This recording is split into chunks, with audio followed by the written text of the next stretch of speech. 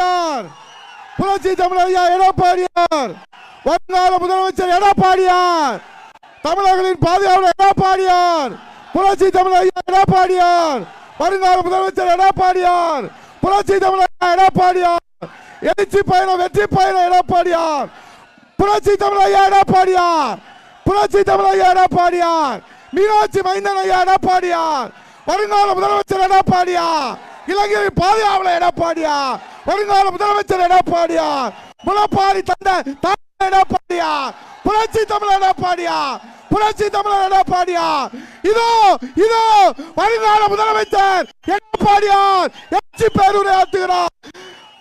புரட்சி தமிழர் எடப்பாடியார் வேண்டும் வேண்டும், எடப்பாடியார் வேண்டும், முதலமைச்சராக வேண்டும். நன்றி, வணக்கம். பொன்மனச்சம்பல் புரட்சி தலைவர் எம்ஜிஆர், இதே தெய்வம் புரட்சி தலைவி அம்மா, இருபெரும் தெய்வங்களை வணங்கி சோழவந்தான் சட்டமன்ற தொகுதிக்கு உட்பட்ட வாடிப்பட்டி இந்த பேரூராட்சி குலுகின்ற அளவுக்கு எங்கே பார்த்தாலும் மக்கள் வெள்ளம். இந்த எழுச்சி மிகு எழுச்சி பயண நிகழ்ச்சியிலே முன்னிலை உரையாற்றிய மாவட்டத்தின் மண்ணின் மைந்தர் முன்னாள் அமைச்சர் கழக புரட்சி தலைவர் பேரவை செயலாளர் சட்டமன்ற உறுப்பினர் அறிவிச்சார் ஆர் பி உதயகுமார் அவர்களே, நிகழ்ச்சியிலே பங்கு பெற்றிருக்கின்ற முன்னாள் அமைச்சர் கழக அமைப்பு செயலாளர் மாவட்ட செயலாளர் எம்எல்ஏ அண்ணன் திரு செல்லூர் ராஜ் அவர்களே, வாரியத்தை சிறப்பித்துக் கொண்டிருக்கின்ற முன்னாள் அமைச்சர் சகோதரர் ஆர் காமராஜ் அவர்களே, கழக அமைப்பு செயலாளர் மாவட்ட செயலாளர் எம்எல்ஏ சகோதரர் திரு ராஜன் செல்லப்பா அவர்களே, இந்த நிகழ்ச்சியிலே பங்கு பெற்றிருக்கின்ற மாவட்டத்திற்கு பொறுப்பாளர் நியமிக்கப்பட்டிருக்கின்ற முன்னாள் எம்எல்ஏ சகோதரர் தண்டரை கே மனோகரன் அவர்களே, அனைத்துலக எம்ஜிஆர் மன்ற இணைச் செயலாளர் முன்னாள் எம்எல்ஏ சகோதரர் திரு கி மாணிக்கம் அவர்களே, கழக விவசாய பிரிவு துணை செயலாளர் முன்னாள் எம்எல்ஏ சகோதரர் எம் இ கருப்பையா அவர்களே, ஐடி விங்கினுடைய நிர்வாகி அறிவிச்சாளர் ராஜ் சத்தியன் அவர்களே, முன்னாள் எம்எல்ஏ திரு மகேந்திரன் அவர்களே, முன்னாள் எம்எல்ஏ நீதிபதி அவர்களே, நிகழ்ச்சியிலே பங்கு பெற்றிருக்கின்ற கழகத்துடைய நிர்வாகிகள் திரு எம் பஞ்சவரணம் அவர்களே, திரு ராஜேஷ் கண்ணா அவர்களே, வாடிப்பட்டி வடக்கோட்டை கிழக்கு திரு எம் காளிதாஸ் அவர்களே, தெற்கோட்டை கிழக்கு திரு கொரியர் கே கணேசன் அவர்களே மற்றும் ஒன்றிய கழக செயலாளர் திரு ஆர் ரவிச்சந்திரன் அவர்களே, ஒன்றிய செயலர் திரு கே ராதாகிருஷ்ணன் அவர்களே,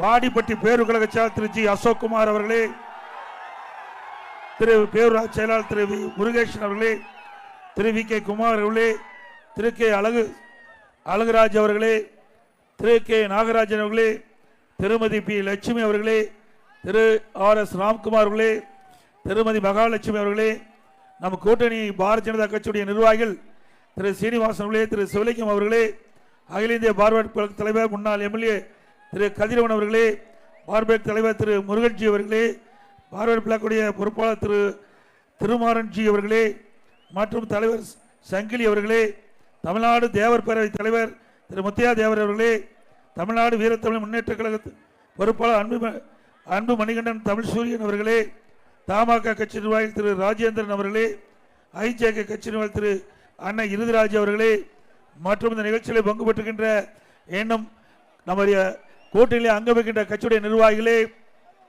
தொண்டர்களே, கழகத்திலே பல்வேறு பொறுப்புகளை வைக்கின்ற நிர்வாகிகளே, கழக உடன் பொறுப்புகளே, பெரியவர்களே, தாய்மார்களே, விவசாயிகளே, விவசாய தொழிலாளிகளே, பத்திரிகையாளர்களே, ஊடக நண்பர்களே, வரி எந்த அத்தனை பேருக்கும் என்னுடைய முதற்க நன்றி கலந்த வணக்கம். இது சோழவந்தான் சட்டமன்ற தொகுதி வேளாண் பெருமக்கள் நிறைந்த பகுதி. இது விவசாயிகள் நிறைந்த பகுதி, விவசாய தொழிலாளி நிறைந்த பகுதி. நானும் உங்கள் போல் ஒரு விவசாயியாக இருந்து உங்களை எல்லாம் சந்திப்பதே மகிழ்ச்சி அடைகின்றேன். விவசாய பணி என்பது ஒரு கடினமான பணி. விவசாயிக்கும் விவசாய தொழிலாளிக்கும் இரவும் கிடையாது, பகலும் கிடையாது, வெயிலும் கிடையாது, மழையும் கிடையாது. இப்படிப்பட்ட சூழ்நிலையில் வாழ்கின்றவர் தான் விவசாயி, விவசாய தொழிலாளி. கடினமான உழைப்பாளி. ஆகவே அப்படிப்பட்ட தொழில் செய்கின்ற விவசாய பெருங்குடி மக்களுக்கு, விவசாய தொழிலாளிகளுக்கு அனைத்து இந்திய அண்ணா திராவிட முன்னேற்ற கழக ஆட்சியிலே பல்வேறு திட்டங்களை கொண்டு வந்து நாங்கள் நிறைவேற்றியிருக்கிறோம். இன்றைக்கு ஒரே 5 ஆண்டில் நம்முடைய விவசாய பெருங்குடி மக்கள் தங்கள் பகுதியில் இருக்கிற தொடக்க வேளாண் கூட்டுறவு கடன் சங்கத்திலே வாங்கிய பயிர்கடன் 2 முறை தள்ளுபடி செஞ்சிருக்கிறோம். விவசாயிகள் வறட்சியால் பாதிக்கப்பட்ட பொழுது இதுவரை தமிழகத்திலே வறட்சிக்கு நிவாரணம் கொடுத்த வரலாறு கிடையாது. அறிவிச்சவர் வருவாய்த்துறை அமைச்சராக இருந்த பொழுது என்னிடத்திலே சொன்னார்,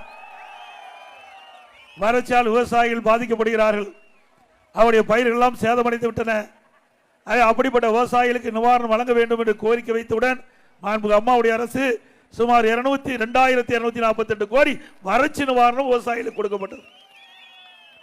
அதேபோல விவசாயிகள் இயற்கை சீற்றங்கள், புயல், வெள்ளம், மழை இப்படிப்பட்ட காலகட்டத்தில் விவசாயியுடைய பயிர்கள் சேதமடைகிறது. அந்த சேதமடைந்த பயிர்களுக்கு பயிர் காப்பீட்டு திட்டத்தின் மூலமாக இந்தியாவிலேயே அதிக இழப்பீட்டை விவசாயிகளுக்கு பெற்று தந்த அரசாங்கம் அதிமுக அரசாங்கம். அதனால விவசாயிகளுக்கு 24 மணி நேரம் அவருடைய பம்பு செட் இயங்குவதற்கு மும்முனை மின்சாரம் கொடுத்ததும் அதிமுக ஆட்சியில். அதேபோல விவசாயிகளுக்கு டிராக்டர் மானியம், உழவு மானியம், அதே போல பல்வேறு உதவிகள் நம்முடைய வேளாண் பெருமக்களுக்கு அதிமுக ஆட்சியிலே கிடைக்கப்பட்டன. அதனால விவசாய தொழிலாளி, அந்த விவசாய தொழிலாளியும் சிறப்பாக வாழ வேண்டும் என்பதற்காக மாண்புமிகு அம்மா அவர்களுக்கு பசு வீடுகள் கட்டி கொடுத்தோம். விலையில்லா கறவை மாடுகள், விலையில்லா ஆடுகள், இப்படி பல திட்டத்தை கொண்டு வந்து அந்த விவசாய தொழிலாளியும் வாழ வைத்த அரசு அனைத்து இந்திய அண்ணா திராவிட முன்னேற்ற கழக அரசாங்கம். இப்பொழுது அனைத்து இந்திய அண்ணா திராவிட முன்னேற்ற கழக அரசு உங்களுடைய மகத்தான ஆதரவு பேரில் தேர்ந்தெடுக்கப்பட்ட பிறகு இன்றைக்கு நம்முடைய விவசாயி ஏழை தொழிலாளி, அந்த தொழிலாளிகளுக்கு வீட்டு மனை இல்லாமல் இருக்கும், இல்லது பல பேருக்கு குடிசையிலே வாழ்ந்து கொண்டிருப்பார்கள், தாழ்த்தப்பட்ட மக்கள். இப்படிப்பட்ட மக்களுக்கு அனைத்து இந்திய அண்ணா திராவிட முன்னேற்ற கழக அரசு வந்தவுடன் அற்புதமான காங்கிரீட் வீடு கட்டி கொடுக்கப்படும். இப்ப கட்டுற வீடு மாதிரிலாம் இல்ல, பல லட்சம் மதிப்புள்ள வீடுகளை கட்டி கொடுக்கப்படும். இந்த ஏழைகளுக்காக, இந்த ஏழை மக்களும் மற்றவரை போல சிறப்பாக வாழ வேண்டும். அது பொன்மனச்செம்மல் புரட்சி தலைவர் எம்ஜிஆருடைய கனவு, அம்மாவுடைய கனவு. அதை அனைத்து இந்திய அண்ணா திராவிட முன்னேற்ற கழக அரசு அமைந்தவுடன் நிறைவேற்றப்படும் என்ற செய்தியை இந்த நேரத்தில் தெரிவிக்க விரும்புகிறேன். அதுபோல இன்றைக்கு பொன்மனச்செம்மல் புரட்சி தலைவர் எம்ஜிஆர் இருக்கின்ற பொழுது எல்லா குடும்ப அட்டைதாரருக்கும் தைப்பொங்கல் என்று விலையில்லா வேஷ்டி சேலை வழங்கினாங்க. ஆனா திராவிட முன்னேற்ற கழக அரசு வந்த பிறகு அந்த திட்டத்தை இன்றைக்கு முறையாக செயல்படுத்தல. சில இடத்துல வேஷ்டி கொடுத்தா சேலை கொடுக்கறதில்ல, சில இடத்துல சேலை கொடுத்தா வேஷ்டி கொடுக்கறதில்ல, சில இடத்துல ரெண்டுமே கொடுக்கறதில்ல. அதுலயே ஊழல், ஏழைகளுக்கு கொடுக்கப்படுகிற வேஷ்டி சேலையில கூட ஊழல் செய்கிற அரசு திராவிட. ஆக அதிமுக அரசு மலர்ந்தவுடன் பொன்மனச்செம்மல் புரட்சி தலைவர் கொண்டு வந்த இந்த ஏழைகளுக்கு வழங்கப்படுகின்ற தைப்பொங்கல் என்று வழங்கப்படுகின்ற வேஷ்டி சேலைகள் தரமாக உரிய நேரத்தில் வழங்கப்படும். அதோட அதிமுக ஆட்சி அமைந்த பிறகு ஒவ்வொரு தீபாவளி என்றும் நம்முடைய தாய்மார்களுக்கும் நம்முடைய சகோதரிகளுக்கும் சேலைகள் கொடுக்கப்படும், அற்புதமான சேலை கொடுக்கப்படும். அவர்களும் மகிழ்ச்சியோடு அந்த பண்டிகை கொண்டாட வேண்டும். இதெல்லாம் அனைத்து இந்திய அண்ணா திராவிட முன்னேற்ற கழகத்தினுடைய திட்டத்திலே இருக்கும் என்பதை இந்த நேரத்தில் சுட்டிக்காட்ட விளைகின்றேன். இன்றைய தினம் திராவிட முன்னேற்ற கழக ஆட்சி நடந்து கொண்டிருக்கிறது. இது ஒரு குடும்ப ஆட்சி, குடும்பத்துக்கு மட்டும்தான் இந்த ஆட்சி பயன்படுது, நாட்டு மக்களுக்கு அல்ல. அனைத்து இந்திய அண்ணா திராவிட முன்னேற்ற கழகம் இருக்கின்ற பொழுது பல்வேறு திட்டங்களை கொண்டு நாங்கள் நடைமுறைப்படுத்துகிறோம். இது கிராமம் சூழ்ந்த பகுதி, விவசாயிகள், விவசாய தொழிலாளிகள், தாழ்த்தப்பட்ட மக்கள், ஏழைகள் நிறைந்த பகுதி. இந்த பகுதியில் இருக்கின்ற அரசு பள்ளி படிக்கின்ற மாணவர்கள் கிட்டத்தட்ட 41% பேர். எத்தனை வருவேன். ஆக இது ஏழைகள் நிறைந்த பகுதி. இந்த பள்ளியிலே படிக்கின்ற மாணவ செல்வங்கள் நம்முடைய சாதாரண குடும்பத்தை சேர்ந்தவர்கள். அவரெல்லாம் ஒரு 12,000 ரூபாய் போட்டு லேப்டாப் வாங்க முடியாது. அம்மா அவர்கள் இந்த கிராமத்தில் இருக்கின்ற பள்ளியிலே படிக்கின்ற மாணவர்கள் திறமையானவர்களாக, அறிவுபூர்வமான மாணவர்களாக உருவாக்க வேண்டும் என்பதற்கு சிந்தனையிலே உதிக்கப்பட்ட திட்டம் லேப்டாப் கொடுக்கின்ற திட்டம். இன்றைக்கு 10 ஆண்டில் அனைத்து இந்திய அண்ணா திராவிட முன்னேற்ற கழக ஆட்சியில் 52,35,000 மாணவ மாணவிகளுக்கு லேப்டாப் கொடுத்தோம். இதற்காக 7,300 கோடி நிதி ஒதுக்கீடு செய்யப்பட்டது. திராவிட முன்னேற்ற கழக ஆட்சிக்கு வந்தவுடன் இந்த திட்டத்தை ரத்து பண்ணிட்டாங்க. ஆக ஏழை மாணவர்களுக்கு சிறப்பான கல்வி கிடைக்க வேண்டும், அந்த மாணவர்கள் திறமையான மாணவர்களாக உருவாக்கப்பட வேண்டும். அப்படிப்பட்ட அற்புதமான இந்த லேப்டாப் கொடுத்து கல்வியை சிறப்பாக இந்த மாணவர்களுக்கு கொடுக்கின்ற திட்டத்தை கூட ரத்து செய்த அரசாங்கம் திராவிட முன்னேற்ற கழக அரசாங்கம். மீண்டும் அதிமுக ஆட்சி வந்தவுடன் இந்த மாணவ செல்வங்களுக்கு லேப்டாப் கொடுக்கப்படும். அதே போல இன்றைக்கு கிராமத்தில் பள்ளிக்கு அரசு பள்ளியில் படிக்கின்ற மாணவர்கள் 41% பேர், 3,80,000 பேர் படிக்கிறாங்க. இந்த 3,80,000 பேர் மாணவர்கள் மருத்துவராக வேண்டும். அப்படி அவருடைய கனவு நனவாக என்பதற்காக 7.5% உள்ளிடஒதுக்கீடை கொண்டு வந்து சட்டம் இயற்றப்பட்டு அமல்படுத்தப்பட்டு இன்றைக்கு கிராமத்திலிருந்து நகரம் வரை அரசு பள்ளியில் படிக்கின்ற மாணவ செல்வங்கள் 2818 பேர் மருத்துவக் கல்வி கிடைச்சிருக்கு. இந்த இடஒதுக்கீட்டின் மூலமாக தேர்வானவர்கள் சாதாரண குடும்பத்தைச் சேர்ந்தவர்கள், ஏழை குடும்பத்தைச் சேர்ந்தவர்கள், அவர்கள் மருத்துவ கல்வி கட்டணம் செலுத்த முடியாது. அதற்காக அரசாங்கமே மருத்துவ கல்வி கட்டணத்தை செலுத்தி இன்றைக்கு அந்த மாணவர்கள் சிறப்பாக மருத்துவ கல்வி கிடைக்க செய்த அரசு அதிமுக அரசாங்கம்.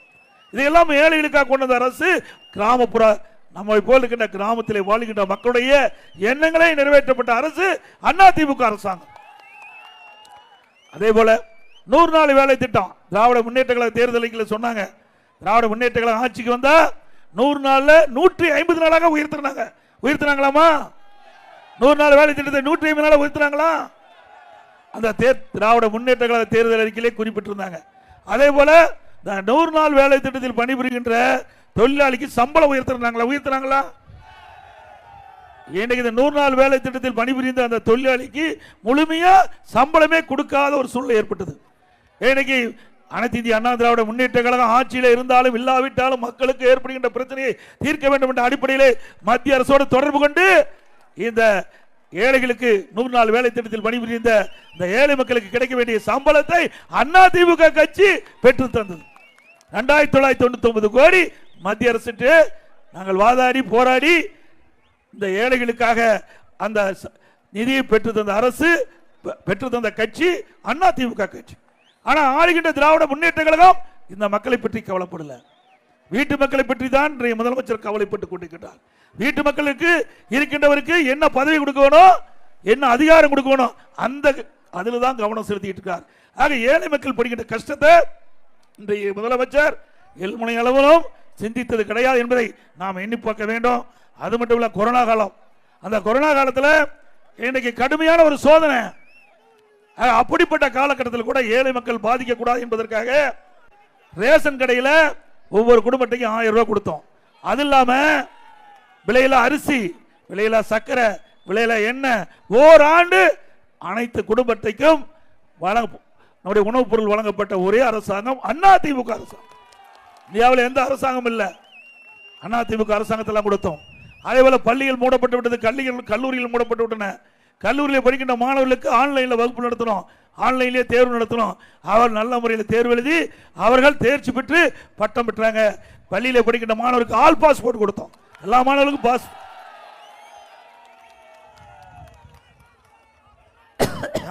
அதே போல நம்முடைய சகோதரிகள் வேலைக்கு குறிப்பிட்ட நேரத்தில் வேலைக்கு போகணும், வேலை முடிஞ்ச பிறகு வீட்டுக்கு வரணும். அதற்காக அம்மா இருசக்கர வாகனம் அறிவிச்சு சுமார் 3 லட்சம் பேருக்கு கொடுக்கப்பட்ட அறிவிச்சு 2,86,000 பேர் கொடுத்தோம். ஒவ்வொரு அம்மா இருசக்கர வாகனம் வர்றதுக்கு கிட்டத்தட்ட 25,000 மானியம் கொடுத்தாங்க, 25,000 மானியம். அதே போல தாலிக்கு தங்கம் அம்மா இருக்கின்ற போது அற்புதமான திட்டம். சுமார் 12 லட்சம் பேருக்கு 10 ஆண்டுல கொடுத்தோம். 10 ஆண்டுல 12 லட்சம் பேர் கொடுத்தோம். 25,000 50,000 திருமண உதவி திட்டத்தின் கீழ் கொடுத்தோம். தாலிக்கு தங்கம் ஒரு சவரன் இன்னைக்கு 76,000 ரூபாய்க்கு விற்கிது, அதையும் கொடுத்தோம். இன்னைக்கு அனைத்து இந்திய அண்ணா திராவிட முன்னேற்ற கழக ஆட்சியில் இந்த ஏழை குடும்பத்தில் பிறந்த பெண்கள் உரிய நேரத்தில் திருமணம் செய்ய வேண்டும் என்ற அடிப்படையில் அம்மா கொண்டு வந்த திட்டம், அதை நடைமுறைப்படுத்திட்டு இருந்தோம். திமுக ஆட்சிக்கு வந்து நிறுத்தப்பட்டு விட்டது.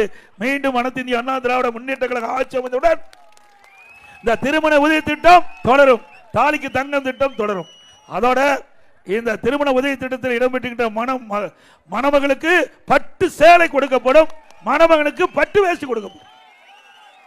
இது அதிமுக ஆட்சியினுடைய ஏழை மக்களுக்காக கொண்டு வரப்பட்ட திட்டம். பொன்மனச்செம்மல் புரட்சி தலைவர் எம்ஜிஆர் காலத்திலும் சரி, அம்மா காலத்திலும் சரி, இப்படி கிராமத்திலிருந்து நகரம் வரை இருக்கின்ற ஏழை எளிய மக்களுடைய நலன் பாதுகாக்கப்பட வேண்டும். அதற்காக இப்படிப்பட்ட திட்டத்தை எல்லாம் கொண்டாந்து அவளுக்கு உதவி செய்த அரசாங்கம் அண்ணா திமுக அரசாங்கம். அதே போல கிராமத்திலிருந்து நகரம் வரை இன்றைக்கு நம்முடைய மக்களுக்கு நல்ல சிகிச்சை அளிக்க வேண்டும். அதற்காக அம்மா மினி கிளினிக் கொண்டாந்தோம். 2000 அம்மா மினி கிளினிக் கொண்டாந்தோம். அது கூட இந்த அரசாங்கத்தால் பொறுத்துக் கொள்ள முடியவில்லை. ஏழை மக்கள் அதிகமாக வசிக்கிற பகுதியை தேர்ந்தெடுத்து அங்க ஒரு அம்மா மினி கிளினிக் கொண்டாந்து அந்த அம்மா மினி கிளினிக்கில் ஒரு MBBS டாக்டர், ஒரு செவிலியர், ஒரு மருத்துவ உதவியாளர் நியமிக்கப்பட்டு அந்த பகுதியில் யாருக்காவது நோய்வாய்ப்பட்டா அம்மா மினி கிளினிக் சென்று சிகிச்சை பெறலாம். இதுல என்ன பிரச்சனை இருக்குதே தெரியல. இதுல ஒரு அரசியல் காழ்ப்புணர்ச்சி. இந்த திட்டம் சிறப்பாக நடந்துகிட்டு இருந்தது.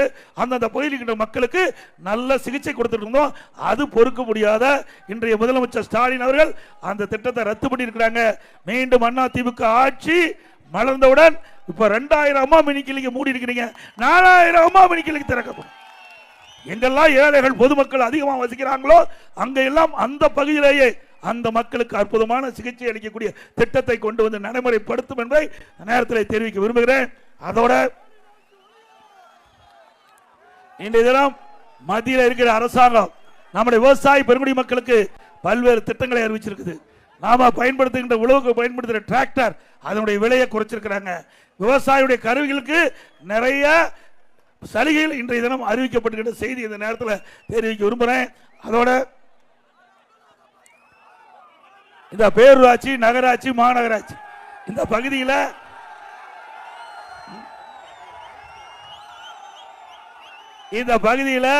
மின்கட்டண உயர்வு, அதே போல வீட்டு வரி உயர்வு, கடவரி உயர்வு, குடிநீர் வரி உயர்வு, குப்பைக்கு வரி போட்டாங்க.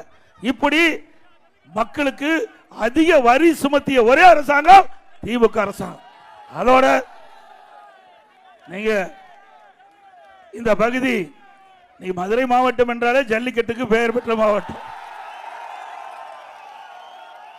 அதுவும் தமிழ்நாடு மட்டுமல்ல, உலக அளவில் அலங்காநல்லூர் ஜல்லிக்கட்டு, பாலமேடு ஜல்லிக்கட்டு,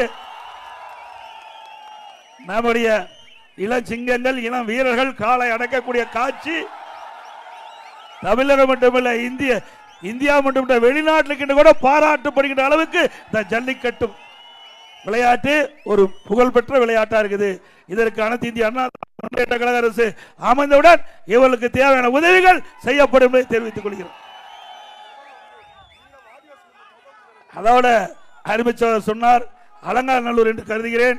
அந்த பகுதிக்கு நான் முதலமைச்சர் இருந்த பொழுது உங்களுடைய அழைப்பை ஏற்று நேரடியாக வந்து முதல்ல அந்த கோயில் காளை என்று கருதுகிறேன், அந்த கோயில் காளையை அந்த ஜல்லிக்கட்டு போட்டியில முதல் அவிழ்த்து விட்டு உங்களுக்கு புகழ் சேர்க்கப்பட்டது. மீண்டும் அண்ணா திமுக ஆட்சி மலர்ந்தவுடன் இந்த ஜல்லிக்கட்டு விளையாட்டு உலக புகழ்பெற்ற விளையாட்டாக உருவாக்கி காட்டப்படும்.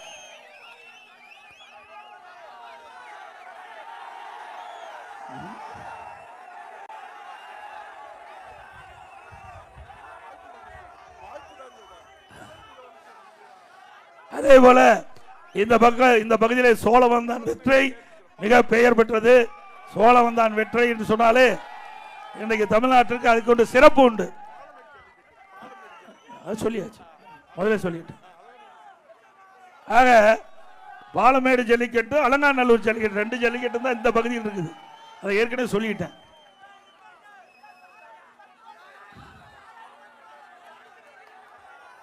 தெரியல, நீங்க அங்க பேசுறதுங்க காதுல விழுல. ஆக நீங்க என்னென்ன நினைக்கிறீங்களோ அதெல்லாம் செயல்படுத்தப்படும். 10 ரூபா பாலாஜிங்கிறாரு. எங்களை விட உங்களை அதிகமா தெரிஞ்சிருக்கிறீங்க, பாராட்டலாம். இப்படி விழிப்புணர்வோடு இருக்கணும். அப்படி விழிப்புணர்வோடு இருந்தா தான் இந்த ஆட்சியை வீழ்த்த முடியும். தமிழ்நாட்டில் 6000 மதுக்கடைகள் இருக்குது. இந்த 6000 மதுக்கடைகள் என்ன பண்றாங்கன்னா, எங்கெல்லாம் இந்த மது பாட்டில் அதிகமாக விற்குதோ அந்த பாரெல்லாம் திமுக காரரை எடுத்துக்கிட்டாங்க. சுமார் 2500 பார் நினைக்கிறேன். அவருடைய திமுக கட்சி சேர்ந்த ஒரு கம்பெனி அவர்களே எடுத்துக்கிட்டாங்க. பிறகு மதுக்கடையில் ஒரு பாட்டில் வாங்கினா 10 ரூபா விலை அதிகமாக கொடுத்து வாங்க வேண்டிய சூழ்நிலை. ஒரு பாட்டிலுக்கு 10 ரூபாய்னா ஒரு நாளைக்கு 1.25 கோடி பாட்டில் விற்குது. அப்படின்னா ஒரு பாட்டிலுக்கு 10 ரூபாய்னா 1.5 கோடிக்கு 15 கோடி ஒரு நாளைக்கு இதில் மட்டும் ஊழல் செஞ்சிருக்கிறாங்க. 30 நாளைக்கு 450 கோடி, வருஷத்துக்கு 5400 கோடி, 4 வருஷத்துக்கு 22,000 கோடி. இந்த 10 ரூபா விலை வச்சுதே இவ்வளவு கொள்ளையடிச்சிருக்கிறாங்க. இதனாலதான் மத்திய அரசாங்கம் உடனடியாக இடி அனுப்பி அதுல என்னென்னலாம் முறைகேடு இருக்குது ஆய்வு செஞ்சு அவர்கள் சோதனை செய்த பொழுது சுமார் 1000 கோடி முதற்கட்டமாக முறைகேடு நடப்பதை கண்டுபிடிச்சாங்க. நீதிமன்றத்தில் வழக்கு இருக்குது, பத்திரிகையில் வந்த செய்தி. முழுமையா விசாரிச்சா இந்த மதுபான நிதியில் மட்டும் 40,000 கோடி ஊழல் செய்திருப்பாங்கன்னு பத்திரிகை செய்தி. இதெல்லாம் அதிமுக ஆட்சிக்கு வந்த பிறகு இதையெல்லாம் தோண்டி எடுக்கப்பட்டு யாரெல்லாம் எப்படியெல்லாம் கொள்ளையடித்தார்களோ அதெல்லாம் கண்டுபிடித்து உரிய நடவடிக்கை மேற்கொள்ளப்படும். அது மட்டும் இல்ல, இப்போ இங்கெல்லாம் வந்திருப்பான்னு நினைக்கிறேன். ஸ்டாலின் புதுசா பேர் வச்சுக்குவார், ஒரு திட்டத்தை அறிவிப்பார், அதுக்கு ஒரு பெயர் சூட்டுவார். எப்படி நம்முடைய குழந்தைக்கு பெயர் சூட்டணுமோ அது மாதிரி பெயர் சூட்டுவதிலே சிறந்த முதலமைச்சர் தமிழ்நாடு முதலமைச்சர். பெயர் சூட்டுவார், அதோட விட்டுருவார். ஆக இப்ப பார்த்தா உங்களுடன் ஸ்டாலின் அப்படின்னு ஒரு பெயர் சூட்டி ஒரு விளம்பரத்தார் அடிச்சு ஊரா இந்த அதிகாரிகள் வந்து எடுத்துட்டு வந்து வீடு வீடா வந்து உங்களை பார்த்து சந்திச்சு உங்கள்கிட்ட என்ன குறை இருக்குன்னு கேட்டு அதை குறையை தீர்ப்பாங்களாம். இது நிஜமா நடக்குமா? ஒண்ணு வேணா உண்மை. 4 வருஷமா அவர் ஆட்சி 46 பிரச்சனை மக்களுக்கிட்ட இருப்பதா கண்டுபிடிச்சிருக்கார். 46 பிரச்சனை இருப்பதா கண்டுபிடிச்சிருக்கார் இன்றைய முதலமைச்சர். பிரச்சனை தீர்க்கல, பிரச்சனை கண்டுபிடிச்சிருக்கார். ஒரு முதலமைச்சர் பிரச்சனை தீர்ப்பதற்கு தான் முதலமைச்சர் தேர்ந்தெடுப்பாங்க. ஆனா பிரச்சனை கண்டுபிடிச்ச ஒரே முதலமைச்சர் தமிழ்நாடு முதலமைச்சர் திரு ஸ்டாலின் தான். ஆக இப்படித்தான் போன முறை நான் முதலமைச்சர் இருந்த பொழுது திரு ஸ்டாலின் அவர்கள் எதிர்க்கட்சி தலைவராக இருந்தார்.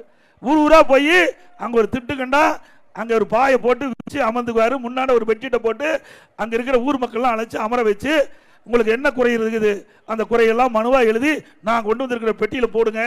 அந்த பெட்டியை பூட்டி சீலை வச்சு பத்திரமா நான் வீட்டுக்கு எடுத்துக்கிட்டு போய் வச்சு திமுக ஆட்சிக்கு பிறகு சீலை உடைச்சு பெட்டியை திறந்து அந்த பூட்டை திறந்து பெட்டியை திறந்து மனு படிச்சு பார்த்து தீர்க்கிறாரு. செஞ்சாரா? என்னமோ நாட்டு மக்கள் வந்து தங்கத்தையும் வைரத்தையும் பெட்டிகளை போட்ட மாதிரியோ அதுக்கு சீல் பூட்டி சீல் வச்சு கொண்டு வர மாதிரி எப்படி மக்களை ஏமாத்துறாரு பாருங்க. இந்த உங்களுடன் ஸ்டாலின்ங்கிற மனு வாங்கினாங்க. மனு வாங்கின பிறகு சிவகங்கை மாவட்டம் திருப்புவனம் என்ற இடத்துல ஆத்துல கிடக்குது. மனு ஆத்துல கிடக்குது. அதே மாதிரி நான் நீட் தேர்வு ரத்து பண்றேன், நான் நீட் தேர்வு ரத்து பண்ண சொல்லி தமிழ்நாடு முழுவதும் 1 கோடி பேர் கையெழுத்து வாங்கினார். 1 கோடி பேர் கையெழுத்து வாங்கி சேலத்தில் மாநில திமுக இளைஞர் மாநாடு நடத்துறாங்க. அங்க வந்து மேடையில் வச்சிருந்தாங்க. அங்க காத்தடிச்சது எல்லாம் பறந்து போய் திமுக காரர் அமர்ந்திருக்கிற காலுக்கடி அந்த மனுலாம் விழுந்து மிதிப்பட்டது தான் இந்த அந்த நீட் தேர்வுக்கு வாங்கின மனுடைய கதி. இப்படி எதையுமே செஞ்சது கிடையாது. ஆனா செய்யறத பாரி செய்வாங்க, அது நடக்காது. மக்களை ஏமாற்றுவதிலே 1ஆம் நம்பர் கட்சி திமுக கட்சி. உண்மைதானே? இன்னைக்கு நான் பல முறை சொல்லிக்கிறேன், இது கொடி நல்லா பறக்குது இல்லைங்க? பறக்குதா? எதனால பறக்குது? காற்றுனால தானே பறக்குது. காற்றை கண்ணில் பார்க்க முடியுமா? இப்படி கண்ணில் பார்க்காத காட்டில் கூட ஊழல் செய்கிற ஒரே கட்சி திமுக கட்சியோடு தான். 2G ஸ்பெக்ட்ரம் ஊழல், 2G ஸ்பெக்ட்ரம் ஊழல். அப்படி கண்ணுக்கு தெரியாத காட்டில் கூட ஊழல் செய்கின்ற ஒரே கட்சி திமுக கட்சி. ஊழலின் ஊற்றுக்கண் திமுக. நாட்டிலே இந்தியாவிலேயே எவ்வளோ மாநிலம் இருக்குது, ஆனா ஊழலுக்காக கலைக்கப்பட்ட ஒரே அரசாங்கம் திமுக அரசாங்கம் ஒண்ணுதான். அதனாலதான் இன்னும் அந்த ஊழல் தொடர்ந்துகிட்டே இருக்குது. அரிசி பேர ஊழல், வீராண ஊழல், பூச்சி மருந்து ஊழல், ஊழல் ஊழல் என்று ஊழலுக்காக ஒரு கட்சி இருக்கிறோம், அது திமுக கட்சி ஒண்ணுதான். ஆக 2026ஆம் ஆண்டு இன்றைக்கு ஊழல் நிறைந்த அரசாங்கத்தை அகற்றுகின்ற தேர்தலாக இருக்க வேண்டும். வாரிசு அரசியலுக்கு முற்றுப்புள்ளி வைக்கின்ற தேர்தலாக இருக்க வேண்டும். குடும்ப ஆட்சிக்கு முற்றுப்புள்ளி வைக்கின்ற தேர்தலாக இருக்க வேண்டும்.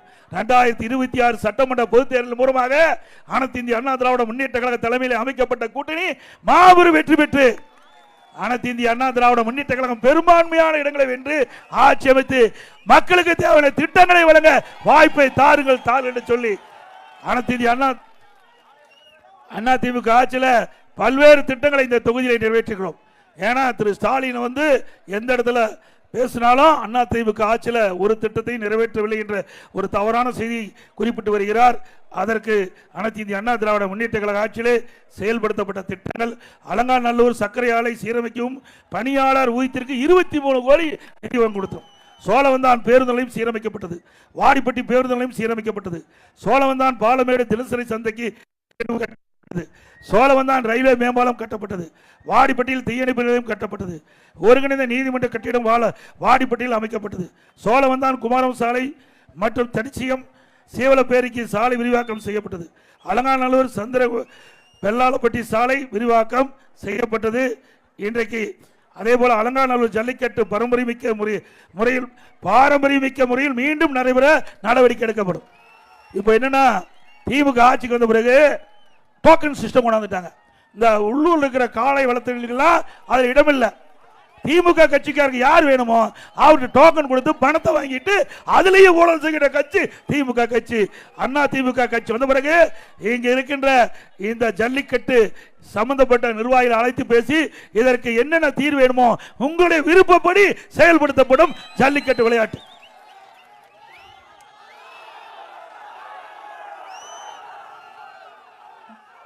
மக்களை காப்போம், தமிழகத்தை மீட்போம்.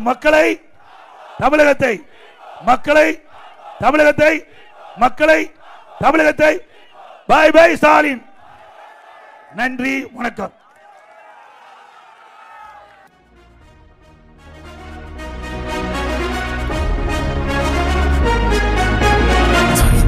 நாயகன் சாமானிய நாயகன் தமிழக தாயமீட்க உறுதி கொண்ட ஒரு மகன். அடித்தட்ட பார்த்தவன் அரியணையும் பார்த்தவன் புரட்சி தலைவி வழி புலியனவே நடந்தவன். ஏழ வாழ வாழ வைக்க சீறி வந்த திருமகன். ஏறு கலப்ப புடிச்சு மேல ஏறி வந்த தலைமகன். ஏழ வாழ வாழ வைக்க சீறி வந்த திருமகன். ஏறு கலப்ப புடிச்சு மேல ஏறி வந்த தலைமகன்.